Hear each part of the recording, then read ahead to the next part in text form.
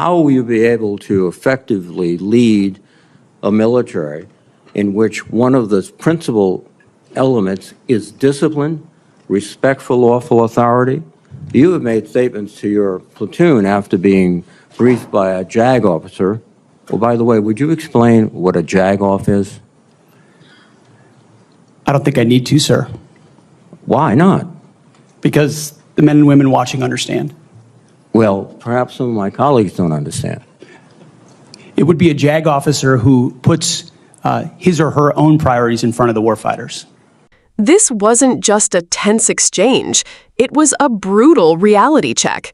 Senator Jack Reed went straight at Pete Hegseth, exposing not only the dangerous rhetoric around so-called woke policies, but also the reckless defense of convicted war criminals. What unfolded wasn't just politics. It was a fight over the very soul of the U.S. military. Ms. Hegseth, you've written, and it's quote, "Oh yeah, and fire any general who hasn't carried water for Obama and Biden's extra constitution and agenda-driven transformation for our military. Clean house and start over." It's come to my attention that current serving military personnel have received emails threatening them with being fired for supporting the current DoD policies. One mail that was sent to a military officer with the subject line, "Clean house," reminiscent of your specific comment, states, and I quote, "With the incoming administration looking to remove disloyal, corrupt, traitorous, liberal officers such as yourself, we will certainly be putting your name into the list of those personnel to be removed. We know you support the woke DEI policies and will ensure you never again influence anyone in the future. You and the redacted spouse's name will be lucky if you're able to collect your military requirement," end quote. Now, I want to remind everyone that these policies that are being referred to date back decades, to the 1940s and 50s, with respect to racial discrimination particularly, and administrations of both parties, including the Trump administration and their first party, caused those policies to be enforced. Mr. Hegseth, are you aware of these emails being sent to officers? Senator, you mentioned the word accountability, which is something we have not had for the last 4 years. Are you aware of these messages being sent to officers? Certainly I'm not aware of that. It's not one of my efforts, but there's been no accountability for the disaster of the withdrawal in Afghanistan. And that's precisely why we're here today. Excuse me. Is that leadership has been unwilling to take accountability. It's the time to restore that to our most senior ranks. You've written publicly that DI policy is a distraction and have military personnel walking on eggshells. Do you believe that emails like that are essentially threatening both a serving officer and a spouse and claiming that they'll lose their pension will have a distraction and detract from the lethality? Senator, you mentioned the 40s and 50s, and you're precisely right. The military was a forerunner in courageous racial integration in ways no other institutions were willing to do. I served with men and women of all backgrounds because of the courage of people decades and decades ago. Incredibly important. However, the DEI policies of today are not the same as what happened back then. They're dividing troops inside formations, causing commanders to walk on eggshells, not putting meritocracy first. That's the indictment that's made by those serving right now. Excuse me. And why we're having this conversation. All of your public comments don't talk about meritocracy. They talk about liberal democratic efforts that are destroying the military, that those people are our enemies. That's not meritocracy.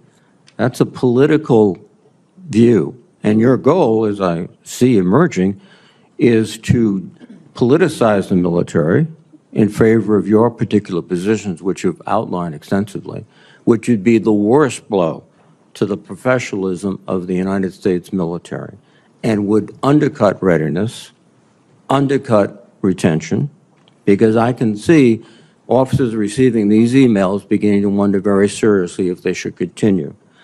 Let me change subject for a moment here. You've been instrumental in securing pardons for several convicted war criminals.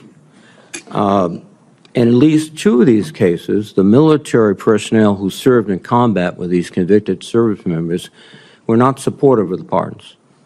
They did their duty as soldiers to report war crimes.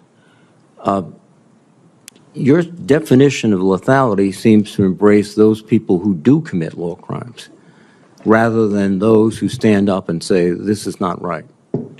So what's the response to your service members who personally witnessed these and courageously reported them to their superiors? Senator, as someone who's led men in combat directly and had to make very difficult decisions, I've thought very deeply about the balance between legality and lethality, ensuring that the men and women on the front lines have the opportunity to destroy with and close the enemy, and that lawyers aren't the ones getting in the way. I'm not talking about disavowing the laws of war or the Geneva Conventions or the Uniform Code of Military Justice. Sir, I'm talking about restrictive rules of engagement that these men and women behind me understand they've lived with on the battlefield, which has made it more difficult to defeat our enemies.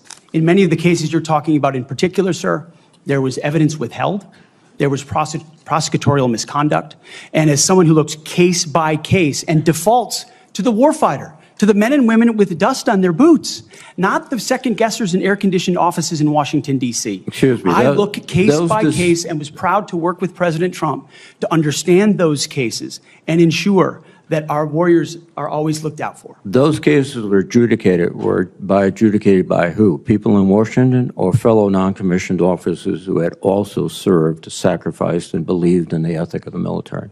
Who were the court-martial? Senator, in multiple cases, they were actually acquitted, but some charges cases, lingered. yes, regardless of where those competing authorities were, yes, sir. Some were, but others were convicted, and you asked for pardon. That's the only reason you asked for pardon, because they were convicted. But the other factor, too, is you've already disparaged in writing the Geneva Convention, the rules of law, all of these things. How will you be able to effectively lead a military in which one of the principal elements is discipline, respect for lawful authority? You have made statements to your platoon after being briefed by a JAG officer. Well, by the way, would you explain what a JAG-off is? I don't think I need to, sir. Why not? Because the men and women watching understand. Well, perhaps some of my colleagues don't understand. It would be a JAG officer who puts his or her own priorities in front of the warfighters. Their promotions, their medals, in front of having the backs of those who are making the tough calls on the front lines. Thank you.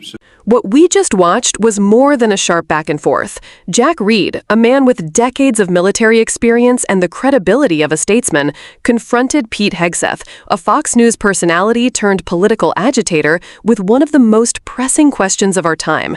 Do we want a professional military grounded in law and discipline, or a politicized force where ideology and favoritism replace accountability?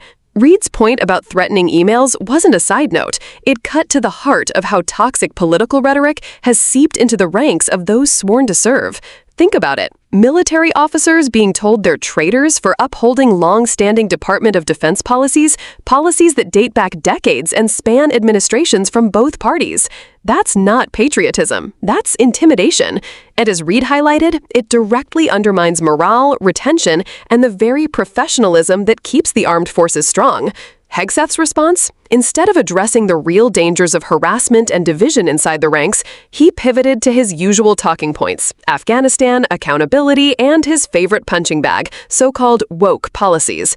But Reed wasn't letting him off the hook. He made it clear what Hegseth is pushing isn't meritocracy, it's politics. It's about forcing the military into the same partisan mudslinging that poisons civilian politics, and that is a direct threat to readiness. Then came the most damning moment, the issue of pardons for convicted war criminals. Reed reminded Hegseth that these weren't hypothetical cases. Soldiers on the ground who saw war crimes firsthand reported them. They had the courage to do the right thing, knowing it could cost them friendships, reputations, even their safety. That takes guts. And what did Hegseth do? He championed pardons, dismissing the convictions as prosecutorial misconduct and claiming lawyers were getting in the way of victory. Let's pause here. The United States military isn't just feared because of firepower. It's respected because of discipline, integrity, and adherence to the laws of war. Those laws aren't a burden. They're what separate professional soldiers from lawless militias. When Hegseth disparages the Geneva Convention or mocks judge advocate general officers, the very lawyers tasked with upholding military justice, he isn't just attacking bureaucracy. He's undermining the foundation of lawful authority in the armed forces. Jack Reed zeroed in on this exact danger. If leaders treat law and order as optional, if they tell troops that politics matters more than discipline, then you don't just weaken the chain of command, you shatter it. And when that happens, the military stops being an institution of order and becomes a weapon for whoever happens to hold power. That's not democracy. That's authoritarianism in uniform.